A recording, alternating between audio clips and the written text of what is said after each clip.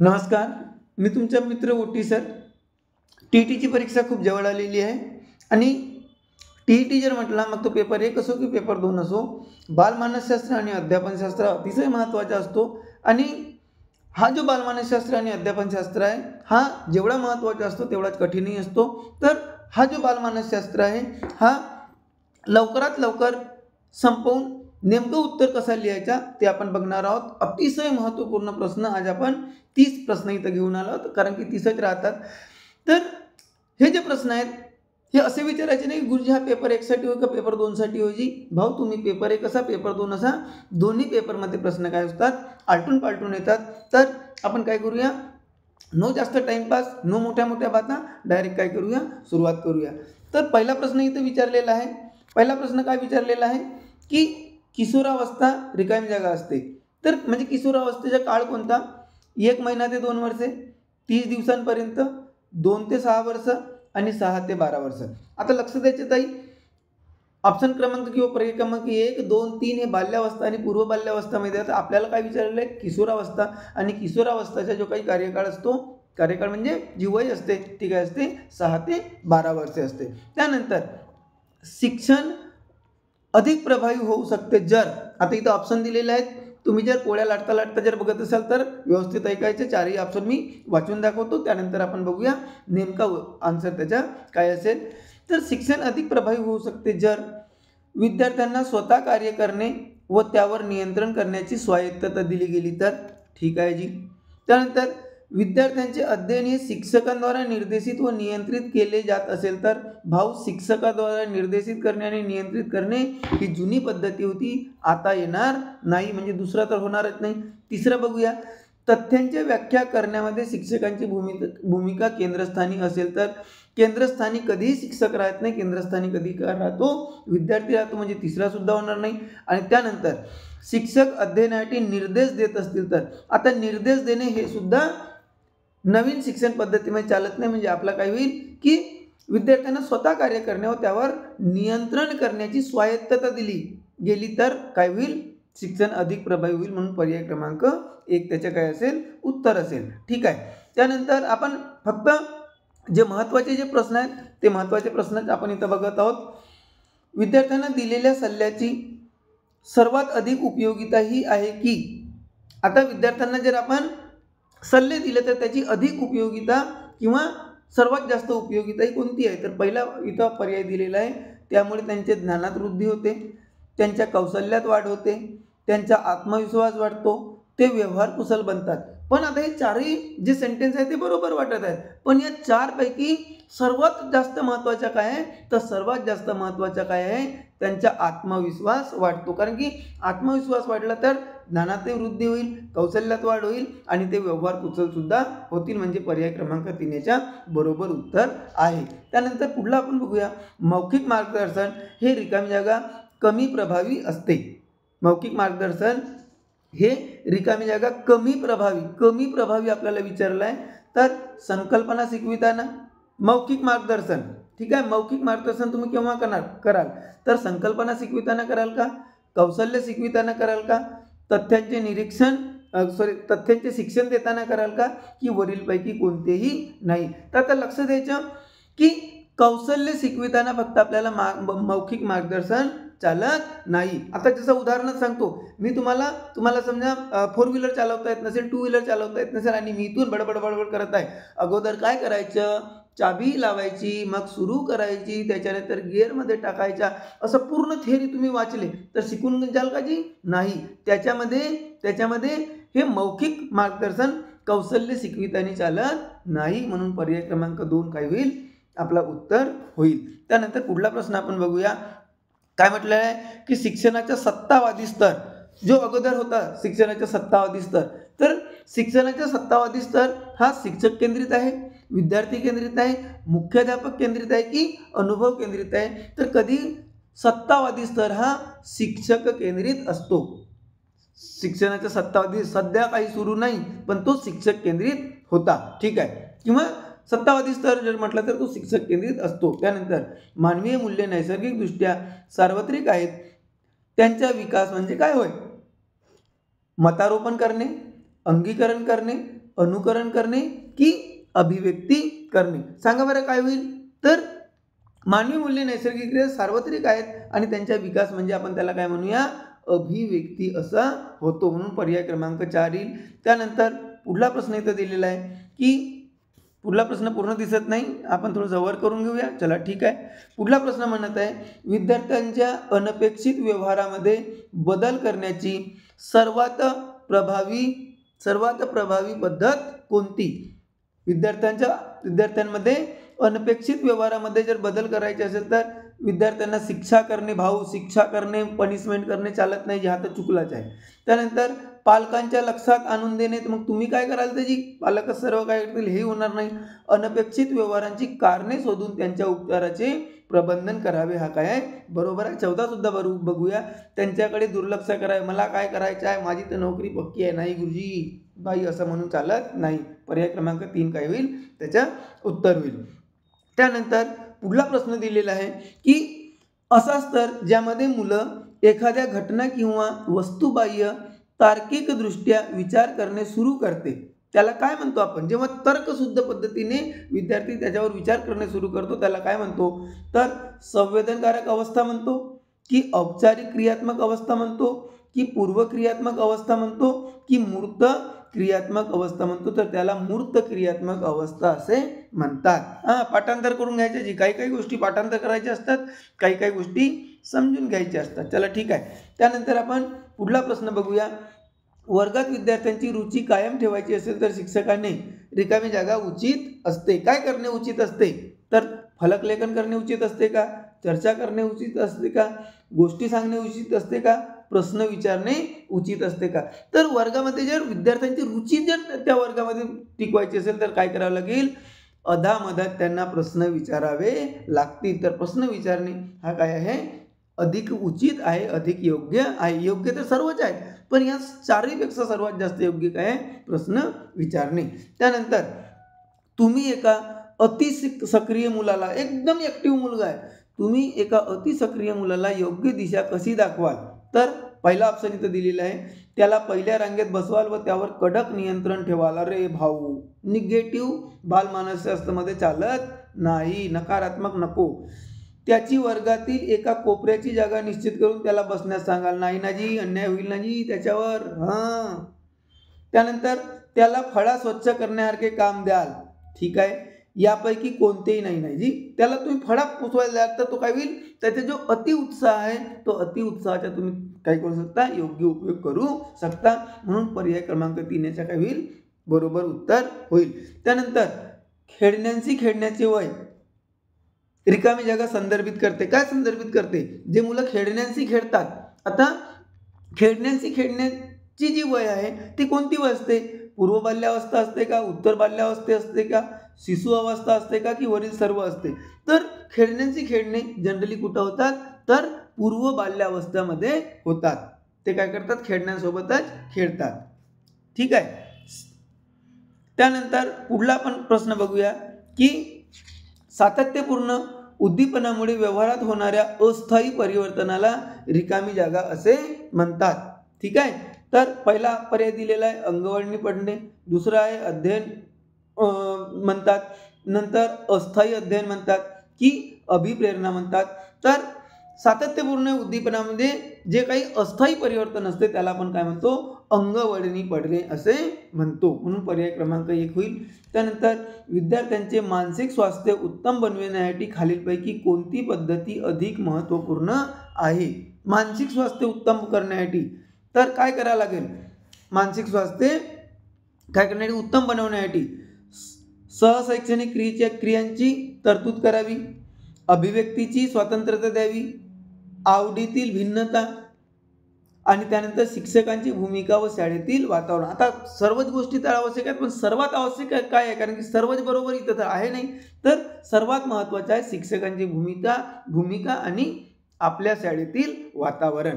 त्यानंतर पुढला प्रश्न दिलेला आहे, खालीलपैकी कोणते विधान विकासाच्या बाबतीत खरे नाही? म्हणजे आपल्याला काय करायचं आहे?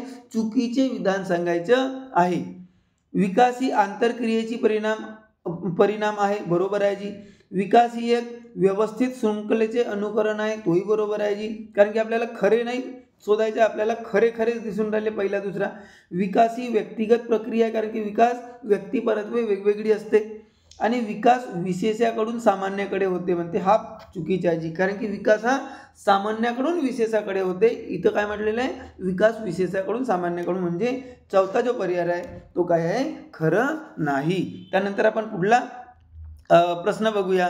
काय म्हणतो, अध्ययनाला प्रभावित करणारा व्यक्तिगत घटक आहे. आता अध्ययनाला प्रभावित करणारा व्यक्तिगत घटक कोणता, तर ऑप्शन दिलेले आहेत. पहिला ऑप्शन आहे संचाराचे साधन, दुसरा समन्वयकांचा समूह, तिसरा अध्यापक किंवा शिक्षक आणि चौथा आहे परिपक्वता आणि वयोमान.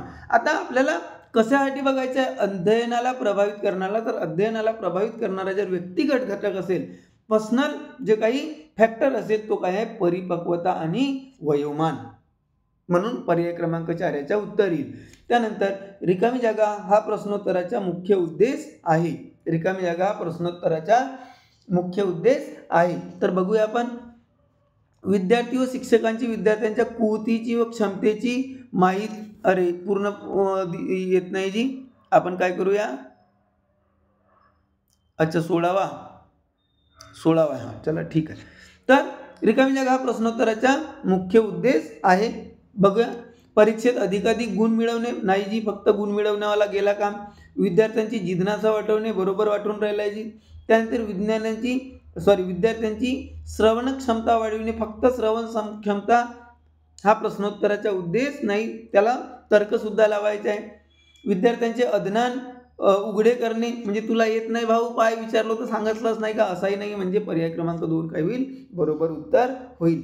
त्यानंतर पुढला प्रश्न दिलेला आहे, विद्यार्थ्यांच्या सर्वांगीण विकासासाठी शिक्षण आवश्यक आहे, म्हणून आता त्याचे काय दिलेले आहेत, ऑप्शन दिलेले आहेत. विद्यार्थी व शिक्षकांनी विद्यार्थ्यांच्या कुवतीची व क्षमतेची माहिती मिळविली पाहिजे. विद्यार्थ्यांच्या कुवतीची आणि क्षमतेची माहिती मिळविली पाहिजे, बरोबर वाटून राहिलं आहे. त्यानंतर विद्यार्थ्यांच्या सर्वांगीण विकासासाठी संधी उपलब्ध केल्या पाहिजे, हेही बरोबर वाटत आहे. शिक्षकांच्या विद्यार्थ्यांबद्दल सहानुभूतीची, मदतीची व प्रोत्साहन देण्याची भूमिका होईल, हेही बरोबर आहे, म्हणजे वरील सर्व आपला काय होईल, उत्तर होईल. त्यानंतर आपण पुढला प्रश्न बघूया. पुढला प्रश्न काय म्हणतो जी, विद्यार्थ्यास शाबासकी देणे, बक्षीस देणे हे रिकामी जागा होय. काय होय, तर इथं ऑप्शन दिलेले आहेत. काय आहे, प्रबलन कौशल्य होय, स्पष्टीकरण कौशल्य होय, चेतक बदल कौशल्य होय की समारोप कौशल्य आहे. तर विद्यार्थ्यांना शाबासकी देणे, बक्षिसे देणे हे प्रबलन कौशल्याचे उदाहरण आहे, म्हणून पर्याय क्रमांक 1. त्यानंतर श्वेता रोज कुत्र्याला भाकरी देते, या विधानातून रिकामी जागा वर्तनाचा बोध होतो. श्वेताच्या कोणत्या वर्तनाचा आपल्याला बोध होतो, तिच्या ज्ञानात्मक वर्तन, भावात्मक वर्तन, गुणात्मक वर्तन की क्रियात्मक वर्तन. अतिशय सोपं आहे. आता ती इमोशनल अटॅचमेंट आहे, म्हणजे भावात्मक काय होईल, वर्तनाचा बोध होतो. ते भावनिक रूपाने श्वेता कुत्र्याशी जुडलेली आहे. ठीक आहे. त्यानंतर पुढला प्रश्न बघूया आपण, वर्ग प्रतिनिधीची निवड करताना कोणता मार्ग योग्य आहे. तुम्हाला वर्ग प्रतिनिधी निवडायचा आहे, क्लास कॅप्टन, क्लास मॉनिटर निवडायचा आहे, तर काय योग्य होईल, कोणता मार्ग योग्य होईल. ओळखीच्या विद्यार्थ्याची नेमणूक करून द्या, हट्टा ही आपणाच्या आदमी आहे जी, नाही. त्यानंतर शारीरिक मजबूती, जो मोठा तगडा असेल त्यालाच करा, नाही जी, असंही बरोबर नाही. लोकशाही पद्धतीने निवडणूक घ्या, हा बरोबर वाटून राहिला आहे. विद्यार्थ्यांची आर्थिक स्तर बघा, पाटलाचा मुलगा असेल, सावकाराचा मुलगा असेल तर त्याला करा, हाही बरोबर नाही, म्हणजे पर्याय क्रमांक 3. त्यानंतर पुढला आपण प्रश्न बघूया. पुढला प्रश्न काय म्हणतो जी, की अध्यापकाची प्राथमिक जबाबदारी कोणती. अध्यापकाची प्राथमिक जबाबदारी कोणती, बघूया आपण. काय आहे, विद्यार्थ्यांना पदवी मिळविण्यास मदत करणे, अरे बापरे, सर्वच, म्हणजे प्रायमरीवाला गुरुजी बी का, नाही. अद्ययावत माहिती प्रदान करणे, मग कोणताही गुरुजी असो, हा बरोबर वाटत आहे. विद्यार्थ्यांमध्ये चांगला अभ्यास सवयी विकसित करणे, हाही सुद्धा बरोबर वाटत आहे. विद्यार्थ्यांचे मूल्यमापन करणे, ठीक आहे, पण सर्वात महत्त्वाचं आहे अद्ययावत माहिती प्रदान करणे, अप टू डेट माहिती विद्यार्थ्यांपर्यंत पोहोचणे ही अध्यापकाची प्राथमिक जबाबदारी आहे. त्यानंतर पुढला प्रश्न दिलेला आहे, थोर व्यक्तींचे स्मृतिदिन साजरे करणे, सण समारंभ साजरे करणे, कलागुणांचा आविष्कार या बाबी कोणत्या कार्यक्रमामध्ये किंवा कोणत्या उपक्रमामध्ये येतात. तर पहिला दिलेला आहे शालेय कार्यक्रम, दुसरा दिलेला आहे सहशालेय कार्यक्रम, तिसरं दिलेलं आहे अभ्यासविषयक कार्यक्रम आणि यापैकी नाही. तर अभ्यासविषयक कार्यक्रम आणि यापैकी नाही हे तर होणारच नाही. मग शालेय कार्यक्रम आहे की सहशालेय कार्यक्रम आहे?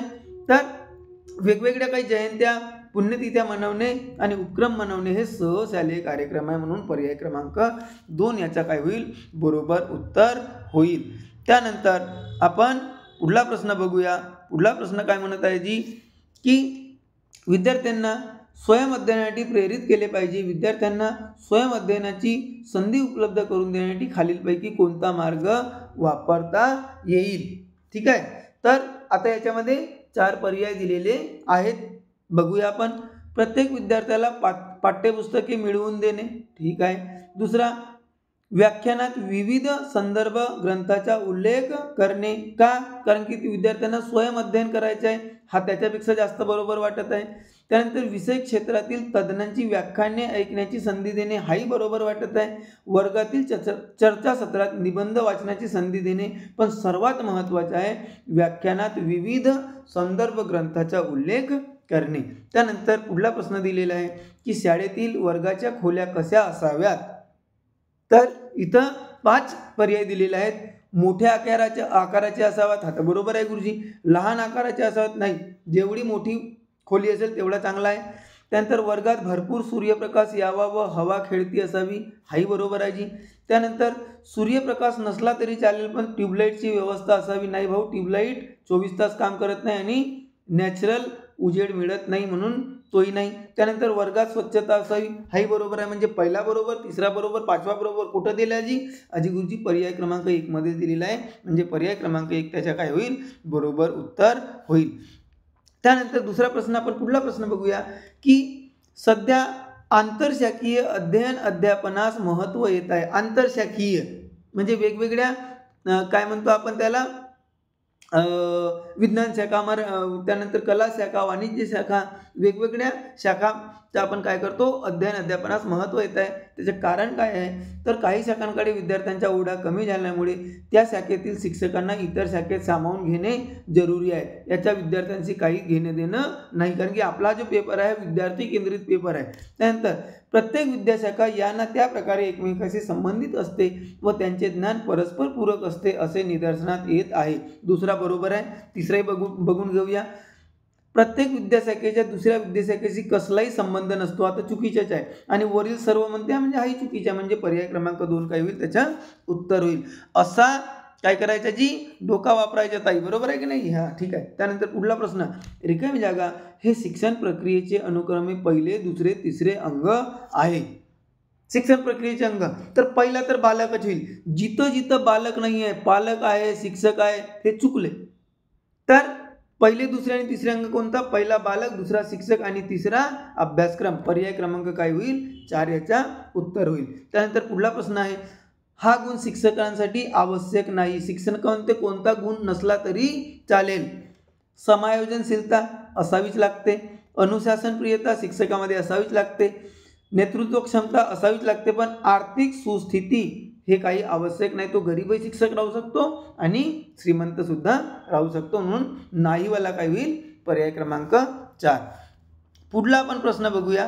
पुढला प्रश्न काय म्हणतो जी? अरे काय झालं जी? हां, पुढला प्रश्न काय म्हणतो की खालीलपैकी कोणते विधान तुम्हाला योग्य वाटते? तर तुम्हाला योग्य वाटते म्हणून का मी कोणतंही विधान लिहाल का जी? आम्हाला विचारलं होतं तुम्हाला कोणतं योग्य वाटते? नाही, जो सर्वात महत्त्वाचा आहे तोच योग्य वाटायला पाहिजे. आपण बघून घेऊया. आपण काय करूया? बघून घेऊया. चला ठीक आहे जी. माझ्या क्षमतेबद्दल मला पूर्ण आत्मविश्वास व श्रद्धा आहे. बरोबर आहे, ठीक आहे. माझी क्षमता कशी आहे याचा निर्णय माझ्यापेक्षा इतरांनी घेणे अधिक योग्य राहील. नाही जी, तुमची क्षमताचा निर्णय दुसरे कसे घेतील? बरोबर नाही आहे. माझ्या क्षमतेबद्दल या क्षणी मी कुठलेही मत व्यक्त करू शकत नाही. म्हणजे का? क्षमता काय झोपली आहे का जी तुमची यावेळेस? तोही होणार नाही. त्यानंतर योग्य परिस्थितीत मला माझ्या क्षमतेचा योग्य वापर करता येईल. हाही बरोबर आहे, पण तेवढा बरोबर नाही. आता योग्य परिस्थिती येईल तेव्हाच तुमच्या क्षमता वापराल का? नाही, म्हणून पर्याय क्रमांक 1. त्यानंतर पुढला प्रश्न बघूया. एखाद्या पाठाचे अध्ययन संपल्यानंतर शिक्षकाने काय करावे? लगेच दुसऱ्या पाठाच्या अध्ययनास सुरुवात करावी, तेवढा बरोबर नाही वाटते. विद्यार्थ्यांना पाठाचे वाचन करण्यास सांगावे, हाही बरोबर तेवढा वाटत नाही. पाठातील मुख्य मुद्दे असा थोडक्यात सांगावा, हा बरोबर वाटत आहे. पाठावर आधारित गृहपाठ द्यावा व दुसऱ्या दिवशी काय म्हणत आहे जी दुसऱ्या दिवशी आणण्यास विद्यार्थ्यांना सांगावे. तो घोकम पट्टीवाला गेला भाऊ. म्हणजे आपला इथं पर्याय क्रमांक काय होईल की पाठावर आधारित मुद्दे किंवा आशय थोडक्यात सांगावा, समरी द्यावी, कॉन्क्लुजन करावा. ठीक आहे. शेवटचा आपण प्रश्न बघूया की विद्यार्थी कोणत्या शिक्षकास अधिक पसंत करतात. आता याच्यामध्ये प्रत्येक विद्यार्थ्याची पसंत वेगवेगळी होऊ शकते, पण तुम्हाला एक शिक्षक म्हणून काय करायचे आहे, एक परफेक्ट पसंत सांगायची आहे. कधी न रागवणाऱ्या गुरुजीला अधिक पसंत करतील. कधी कधी होते जे माई म्हणतो, जी बाई कधीच रागवत नाही ते बाई मस्त आहे जी. ठीक आहे. तर पण असं होते का? नाही. वेळेबद्दल अति जागृत असणाऱ्या शिक्षकांना अति काय म्हणतो पसंत करतात. नाही ना जी, त्याच्या नावाने तर कुडकुड करतात ना, एकदम असेलमीची बेल वाजवून देते म्हणते गुरुजी बाई. त्यानंतर विद्यार्थ्यांना फक्त हसवणाऱ्या. ठीक आहे. विद्यार्थ्यांच्या समस्या सोडवणाऱ्या. तर पर्याय क्रमांक 4 काय होईल, त्याचा उत्तर होईल. इथंच थांबतो. जर तुम्हाला वाटत असेल की ओटी गुरुजी ओव्हर टाइम करतात तर काय करायचं, एक लाईक करून टाकायचं. नमस्कार.